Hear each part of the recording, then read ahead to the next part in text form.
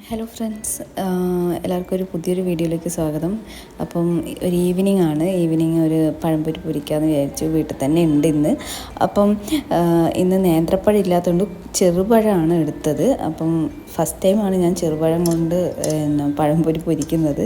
നമുക്ക് എങ്ങനെയുണ്ട് നോക്കാം.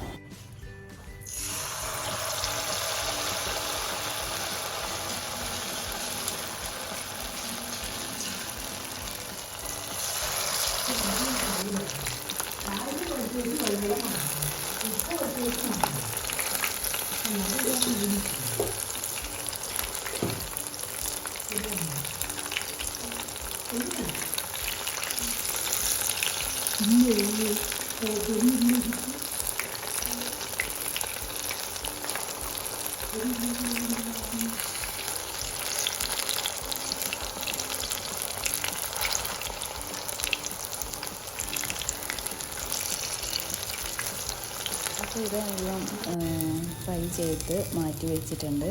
ഓൾറെഡി ചെയ്ത് വെച്ച ഒരു ഫ്രൂട്ട് സാലഡ് ഉണ്ട്. യോഗേർട്ടിനെ കൊണ്ട് ഞാനൊരു ഫ്രൂട്ട് സാലഡ് ആക്കിയിട്ടുണ്ടായിരുന്നു മോർണിംഗ്.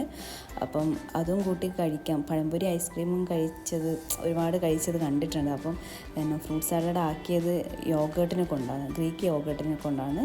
വീട്ടിലത്തെ നട്ട്സും ഫ്രൂട്ട്സും ഒക്കെ ഇട്ടിട്ടാണ് ചെയ്തത്. അപ്പം അതും കൂട്ടി കഴിച്ചു നോക്കാം എങ്ങനെയുണ്ട് ടേസ്റ്റ് എന്ന് നോക്കാം.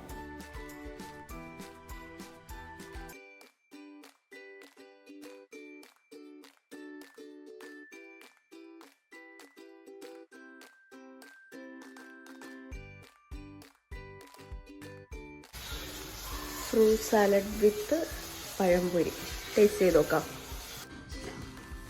നമുക്ക് പഴംപൊരിയും ഐസ്ക്രീമും ഞാൻ കഴിച്ചിട്ടില്ല ഇതുവരെ.